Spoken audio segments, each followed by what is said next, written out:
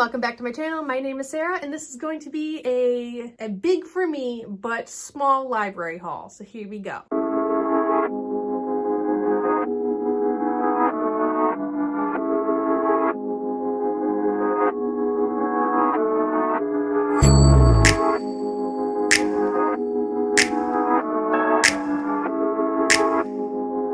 First book I'm going to talk about is the one I'm currently reading, and that is Every Other Weekend by Abigail Johnson. And I'm reading this for my Naruto TBR, and that is to read a book with grief as a theme. And this book follows a boy who's lost one of his brothers and his parents have split. So now he is spending every other weekend with his dad at this really rundown apartment building with his remaining brother. And it's just really hard because he's sided with his mom with the split. And so there's a lot going on. He's dealing with a lot. And so not only is he dealing with the loss of his brother and grieving through that, but now his parents are split and he's dealing with that as well. I don't know how to can you, right there? Don't move, Sarah. There we go. And so yes, this is dual POV, and the other POV is actually Jolene, who lives across the hall from his dad, and she sees her dad every other weekend, or sort of. She comes from a very broken family as well. They don't get off to the greatest start, but they are both just grieving 15-year-olds who aren't sure how they're getting through life at this moment because they're dealing with so much. I'm not quite sure how I feel about it yet. I'm only on page 44, but I guess I'll talk about it more in one of my wrap-ups down the road because I already have a lot of thoughts about it, and I might even give this its own book review, but I'm not sure. The next book is Forest of Souls by Lori M. Lee.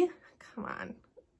Wow. I didn't realize how hard holding library books up to lights are. Okay, well, here's the cover. There we go. Here's the cover. And what do I know about this one? I know the main girl is basically, she's been trained to be like the right hand of the queen, whether or not that's like an assassin or some sort of guard or something. But she has been trained her entire life to be whatever she's supposed to be to the queen. Things go wrong. Her best friend dies, and somehow girl 1 resurrects girl 2, and girl 1 doesn't become the right hand of the queen or whatever she's supposed to be, but things go awry because of maybe this resurrection.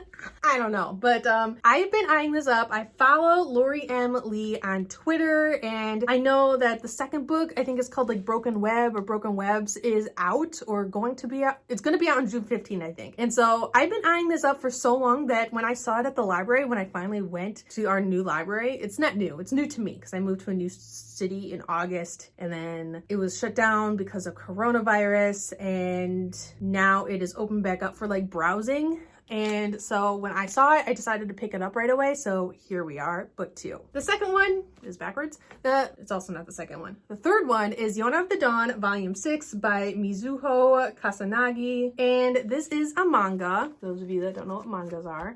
It is a manga, and I love this series so much. I watched the anime first. That's how I was like introduced to it. But because of the tsunamis in like 2015 or something, they never went on with the anime. The anime is just stuck where it is, and we're probably not going to get any more of the anime unless they start all the way over. But I love the anime. I was entranced by like episode 2, which is pretty impressive for me. So I decided I needed to know what happens because the anime is obviously not finished. And so I started the manga, and I started it pre-COVID, and then couldn't read it because my library system does like interlibrary like trades. So my library didn't have it, but another library in our library system could send it to my library, if that makes sense. But during like when COVID was hitting us like the hardest, they weren't doing that. And so like I couldn't get any more volumes, but they started doing that again. And so I got volume 6, and this just follows a really sweet girl who has been taken care of her entire life by her father. Her father is murdered, and basically she is on the run. And so she has to figure out how to come into herself as a young lady, and doing that outside of the castle she's grown up with and being just really secluded, and ignorant, but she is a very lovable character, and I love her protector who's on this journey with her. And yes, there's so much to say about this manga, but I love it, and here's volume 6. Next one, I'm going to try not to say too much about it because I just recently finished it, but I do have a review up on Goodreads of it, and it will be in my recent reads wrap-up video or whatever I'm going to be posting next week. So stay tuned for that. But that is Slayer by Kirsten White. And this follows basically Buffy the Vampire Slayer TV show's world in its own book. I've never seen Buffy. I didn't grow up with cable, or if we did have cable, we had like 6 channels. So I've been late to the party for so many things. So like everything people grew up with, I didn't grow up with that. I had to like go and like grow up with other things. Or if I did see mainstream stuff, it's because I saw it at like a friend's house or something. And so yes, haven't been in tune with Buffy the Vampire Slayer ever. So here we are. This follows 2 twin sisters, Nina, who is basically, she was born as the weak one. She was born as the one that she likes books and she likes healing and she likes doing what she thinks is the most beneficial to those around her. And then there is Artemis, her sister, who is like the fighter and kick butt, ask questions later. And she basically lives her life to protect Nina. There's things that go extremely wrong when they are younger, and this book basically follows Nina as she comes into herself and becomes the last chosen slayer, or last one. I don't know if I'm going to be butchering the terminology because I've never seen the show, but this book was very easy to follow even if you haven't seen the show. It's just, I think maybe some of the humor and some of the references might have been lost on me, but I did really enjoy this book and I do plan on continuing on with the series. But just so you're forewarned, it is part of the Buffy the Vampire Slayer world. It does have the chosen one trope, and it is, I think it was really well done. That's really all I'm going to say about this one because I feel like I'm going to be talking about it in my wrap up really soon here. So yeah. The next 4 books I got from Libby, my like library app for audiobooks and ebooks. And the first one I am also listening to currently on audiobook, and that is The Stars and the Blackness Between Them. Oh my gosh. By, please work. It's not working. Currently reading. Janata Petrus. I think I am saying that correctly. I did watch what is happening? I did watch an interview that they did on, oh my gosh, Onyx Pages.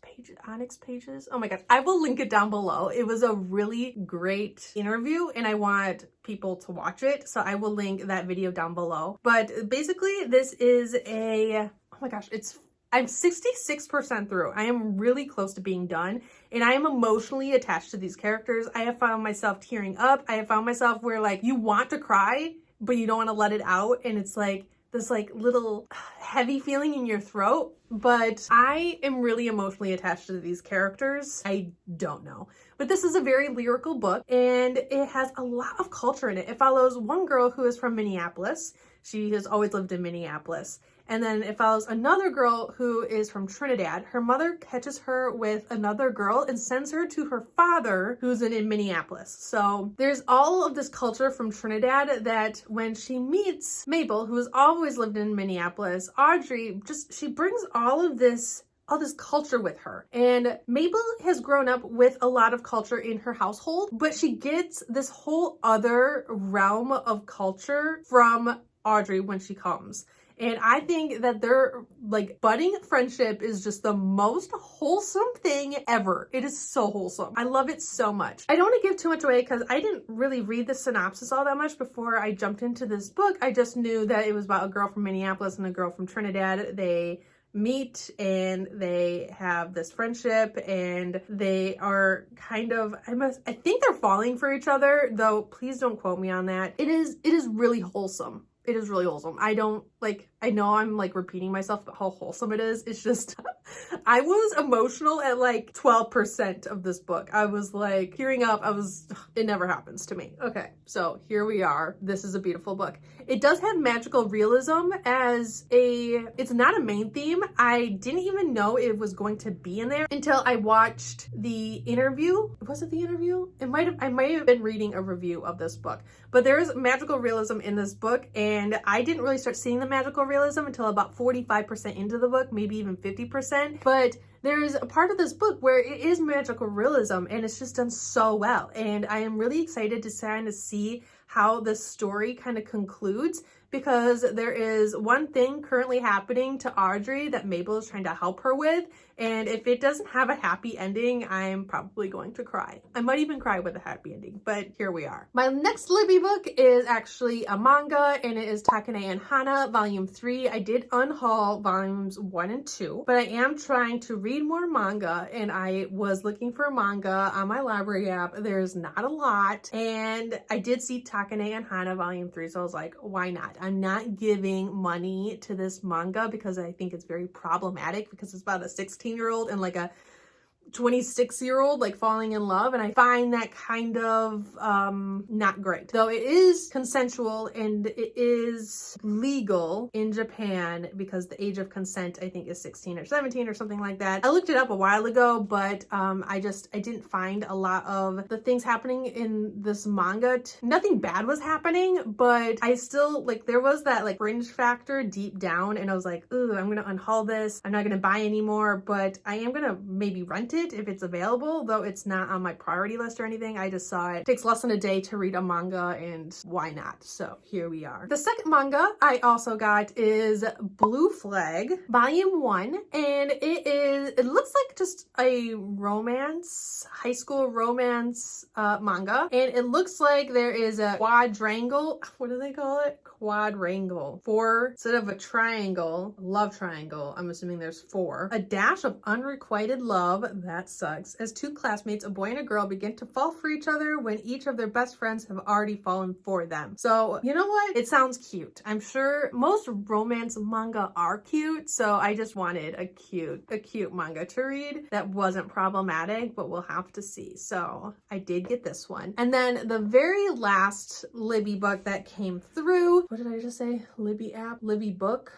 Libby book that came through is The Sound of Stars by Alicia Dow, I think is her last name, if I'm not mistaken. But I have been seeing amazing things about this book, and so I decided that my hold finally came in and I'm going to prioritize it. Sometimes I just let my holds like sit in my Libby app and then I never get to them because I'm like reading other books. And I'm making this book a priority. Hands down, it's a priority. But it follows a world that was kind of, aliens came to like Earth, and there was a misunderstanding, and like 3/4 of the human population was wiped out, and now the aliens are like, hey, we rule you. What I understand, they have basically made it so it is illegal to have any kind of art form, books, music, so on and so forth. There is a girl who has this library of books, music, movies, so on and so forth. One of her books goes missing, and one of the aliens finds it, and he was raised to not feel feelings, but he runs across this music or this book. I'm not even sure what medium it is, and he is conflicted now because he should turn in this girl for execution, but I'm assuming they fall in love because they both have this underlying love for the arts, and it just sounds amazing. So here we are, and yeah, that's it. Those are all the books that I need to get to and that I have got from my library. So here we are, a library haul, physical, ebooks, audiobooks, galore. So yeah, I hope you like this video. If you've read any of these books and have any thoughts, I would love to talk to you guys down in the comments. Just make sure they're spoiler free. And